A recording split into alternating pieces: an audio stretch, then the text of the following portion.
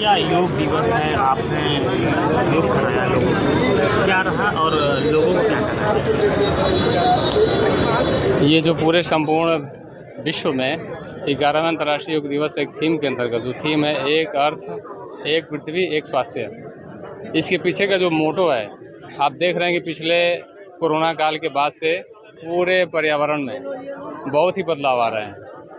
जो तापमान, वायु प्रदूषण और रोग निरंतर प्रतिवर्ष नए नए रूपों के रूप में बदलते हुए चले आ रहे हैं। इसको देखते हुए हमें केवल अपने शरीर को के साथ साथ प्रकृति को स्वस्थ रखने पर भी ध्यान देना पड़ेगा। और प्रकृति में केवल हम ही नहीं हैं, जीव जंतु है, पशु पक्षी भी है, उस सबका समन्वय होकर के हम जीवित सिस्टम को चलाते हैं। तो इसलिए ये जो मोटो है ना, थीम, कि पूरे पृथ्वी को स्वस्थ कैसे रखा जाए, वायु प्रदूषण को कैसे मैनेज किया जाए, जिसके कारण तापमान की वृद्धि जो निरंतर आ रही है ना, इसमें हमारा जीवन मुश्किल हो चुका है। तो इसके साथ साथ तो इसका मुख्य रूप से कहना है संक्षेप में कि पूरे प्रकृति को हम बचाव करें, और इसके साथ ही तभी भी हम स्वस्थ रह पाएंगे।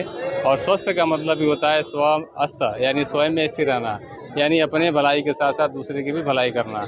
और योगा तो प्रोटोकॉल एक छोटा सा एक प्रचार करने के लिए जागरूकता अभियान है, लेकिन इस योग का अभ्यास हमें पूरे जीवन भर करना चाहिए, जिससे कि अपने स्वस्थ रहने की प्रवृत्ति बढ़े, जागरूकता बढ़े।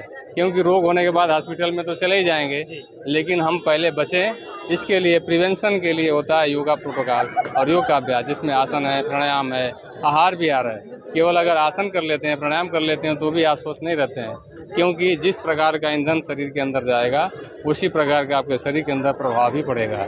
जैसे श्वास लेते हैं, आहार लेते हैं, उसी प्रकार से हमारे शरीर के अंदर भी उसका प्रभाव भी पड़ेगा। तो ये सारी चीज़ों को फोकस करते हुए अपने जीवन को चलाना चाहिए और योगाभ्यास दिनचर्या में नित्य जोड़ करके रखना चाहिए। सभी को धन्यवाद।